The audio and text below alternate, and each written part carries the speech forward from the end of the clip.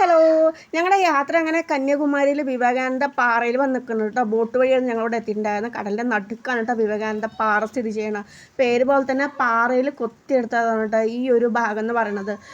കടലിൻ്റെ ഒത്ത നടുക്കാണ്, കാണാൻ തന്നെ നല്ല ഭംഗിയാണ് കേട്ടോ. ഇവിടെ നമുക്ക് മേഘം നോക്കുമ്പോൾ തൊട്ടടുത്ത് നിൽക്കുന്ന പോലെ ഒരു ഫീലാണ് കേട്ടോ. കടലും മേഘവും ആ ഒരു വിവേകാനന്ദ പാറയൊക്കെ പ്രത്യേക ഒരു വൈബാണ് കേട്ടോ. ശരിക്കും നമുക്ക് എത്ര കണ്ടാലും നമുക്ക് മതിയാവില്ല കേട്ടോ. അതാണ് കേട്ടോ വിവേകാനന്ദ ശില്പം വരുന്നത്. കാണാൻ ഇങ്ങനെ കാണുമ്പോൾ ചെറുതാണെങ്കിലും നമ്മൾ അടുത്ത് പോയി നോക്കിയാലേ ഒന്നും അല്ല കേട്ടോ. അത്രയ്ക്ക് വലുതാണ് വരുന്നത്. നല്ല വലുപ്പമുണ്ട് കേട്ടോ വിവേകാനന്ദ ശില്പം വരുന്നത്. അങ്ങനെ വിവേകാനന്ദ പാറൻ്റെ ഉള്ളിലേക്ക് ഞങ്ങൾ പോയിക്കൊണ്ടിരിക്കുകയാണ് കേട്ടോ. ഇവിടെ ചെരുപ്പ് അലൗഡ് അല്ല കേട്ടോ. നമ്മളിവിടെ നിന്ന് താഴെ തന്നെ ചെരുപ്പ് അഴിച്ചു വെക്കും. കാരണം ഇതൊരു അമ്പലം പോലെയാണല്ലോ കരുതുന്നത്. അതുകൊണ്ട് തന്നെ ചെരുപ്പ് നമ്മൾ താഴെ തന്നെ അഴിച്ചു വെക്കും കേട്ടോ. അതിന് ശേഷമാണ് നമ്മൾ ഈ മുകളിലോട്ട് കയറിക്കൊണ്ടിരിക്കുന്നത്. ഈ താഴത്തുനിന്ന് മുകളിലോട്ട് ഇങ്ങനെ കയറും തോറും അതിൻ്റെ ഒരു വലിപ്പം കൂടി വരുന്ന പോലെ തോന്നും കേട്ടോ. ഇതാണ് വിവേകാനന്ദ പാറൻ്റെ ആ മേലോട്ട് പോയി കഴിഞ്ഞുള്ള ഒരു വൈബ് വീഡിയോ എന്ന് പറയുന്നത് മൊത്തത്തിൽ. മേഘമൊക്കെ ഉണ്ടോ, നല്ല ഭംഗിയില്ലേ കാണാൻ വേണ്ടിയിട്ട്. അങ്ങനെ ഞങ്ങളിങ്ങനെ അതിൻ്റെ കാഴ്ചകൾ ഇങ്ങനെ അന്തമിട്ട് കണ്ടുകൊണ്ടിരിക്കട്ടോ. നല്ല രസമുണ്ട് കേട്ടോ കാണാൻ വേണ്ടിയിട്ട്. ശരിക്കും അടിപൊളി. ഈ ഒരു യാത്ര പോയില്ലായിരുന്നെങ്കിൽ ശരിക്കും എനിക്ക് മിസ്സായേനേട്ടോ ഈ ഒരു യാത്രയും നമുക്കുള്ള ആ ഒരു അനുഭവം ഒക്കെ. അവിടെ നിന്ന് ചെറിയൊരു സെൽഫി എടുക്കാൻ നോക്കിയതാണ് കേട്ടോ. പക്ഷേ എനിക്ക് വീഡിയോയ്ക്കാണ് കൈ പോയിട്ടുണ്ടായിരുന്നത്. ഇത് വിവേകാനന്ദ സ്വാമിയുടെ ഓരോ ബുക്കുകളുണ്ട്. ബുക്ക് സ്റ്റോൾ 1, 2, 3 പറഞ്ഞിട്ട് അങ്ങനെ അടയാളപ്പെടുത്തിയിട്ടുണ്ട് ഓരോ റൂമിലും. അതിൽ ഫുള്ള് അവരുടെ ബുക്കുകളാണ് കേട്ടോ. ഓരോ ഗ്രന്ഥങ്ങൾ, ബുക്കുകൾ അങ്ങനെയൊക്കെ പറയാം. അതങ്ങനെ ഉള്ളിലേക്ക് കയറി നോക്കുകയാണെങ്കിൽ നോക്കാം. പക്ഷേ ഉള്ളിലേക്ക് കയറി നോക്കിയിട്ടുണ്ടായിരുന്നില്ല കേട്ടോ. അതിങ്ങനെ വെച്ചിട്ടുണ്ടായിരുന്നു. പിന്നെ ഇതേ ഉണ്ണിക്കുട്ടനൊക്കെ ഭയങ്കരമായിട്ട് കടലിൻ്റെ ഭംഗി ആസ്വദിച്ചുകൊണ്ടിരിക്കുകയാണ് കേട്ടോ. ഈ കടൽ തീരങ്ങൾ വരുന്തോറും ഇവിടെ കക്കകൾ അടിഞ്ഞു കൂടുന്നുണ്ട് കേട്ടോ.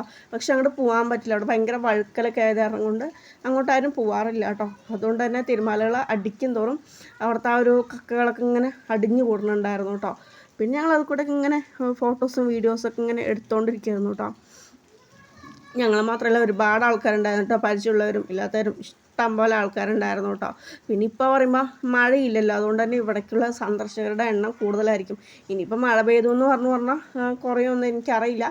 ഇപ്പം എന്തായാലും ഭയങ്കര തിക്കും തിരക്കും ആൾക്കാരാണ് കേട്ടോ.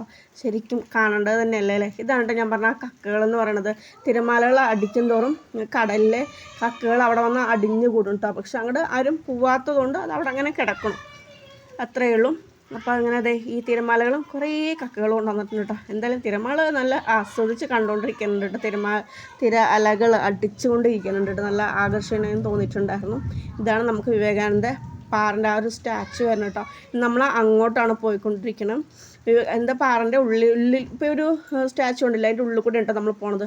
ആ ഉള്ളിൽ കൂടെ പോയി പറഞ്ഞാൽ ഭയങ്കര ഹൈറ്റ് ആയിരിക്കും കേട്ടോ. നമുക്ക് ആ ഹൈറ്റ് നോക്കുമ്പോൾ ആ ഒരു വൈബാണ് കേട്ടോ. അത് കണ്ടോ, ഇപ്പോൾ ആ ഇത്രയും ഈ ഒരു സ്റ്റാച്ചു എന്ന് പറയുന്നത് ഇത്രയും വലിപ്പമുള്ളതാണ് കേട്ടോ. അപ്പോൾ അതിൻ്റെ താഴെ നമ്മൾ നിൽക്കുമ്പോൾ ഒന്നുമല്ല. ഇതിപ്പോൾ നമ്മൾ വന്ന വഴിയാണ് കേട്ടോ. നമ്മൾ ആ പാറിൻ്റെ ഏറ്റവും മുകളിൽ കൂടെ നമുക്ക് എടുക്കുമ്പോഴോ ആ ഒരു വൈബ് വീഡിയോ ആണ് കേട്ടോ ഇത് വരുന്നത്. ഇപ്പോൾ ഈ ഒരു ഗോപുരത്തോടെ നമ്മളിപ്പോൾ പാസ് ചെയ്ത് വന്നിട്ടുണ്ടായിരുന്നത് കേട്ടോ. കണ്ടോ എത്ര ചെറുതാണല്ലേ, നമ്മൾ അത്രയ്ക്ക് ഹൈറ്റാണെന്ന് പറഞ്ഞിട്ട് നമ്മൾ അർത്ഥമാക്കുന്നത്. അങ്ങനെ നമ്മൾ കടലിൻ്റെ ആ ഒരു ഏറ്റവും ഹൈറ്റായിട്ടാണ് ഇപ്പോൾ കയറി നിൽക്കുന്നത്. ഇടയിൽ കൂടെ ബോട്ടൊക്കെ പോയിക്കൊണ്ടിരിക്കുന്നതാണ്ടോ. സ്റ്റാച്ചു എന്ന് പറഞ്ഞാൽ എന്തോ ഒരു ഹൈറ്റാലേ നമുക്ക് മേഘങ്ങളൊക്കെ തൊട്ട് നിൽക്കണ പോലെ തോന്നുന്നില്ലേ.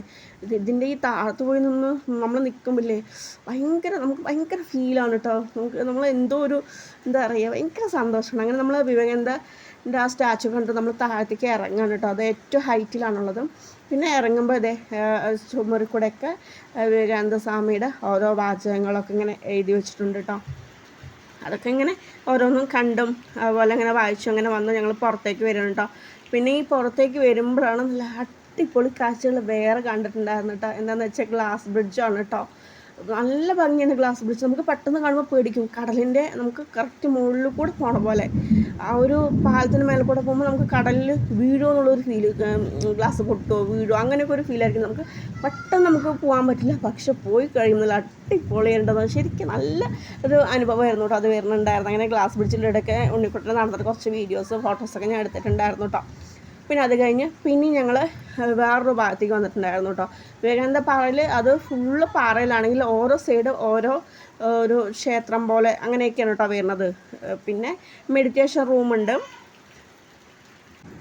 പിന്നെ നമുക്ക് മെഡിറ്റേഷൻ റൂം വരുന്നുണ്ട് കേട്ടോ. അത് ജസ്റ്റ് ഒരു 5 മിനിറ്റൊക്കെ ഉള്ളൂ. നമുക്ക് അവിടെയും പോയിട്ട് കുറച്ച് മെഡിറ്റേഷനൊക്കെ ചെയ്യാം കേട്ടോ താല്പര്യമുള്ളവർക്ക്.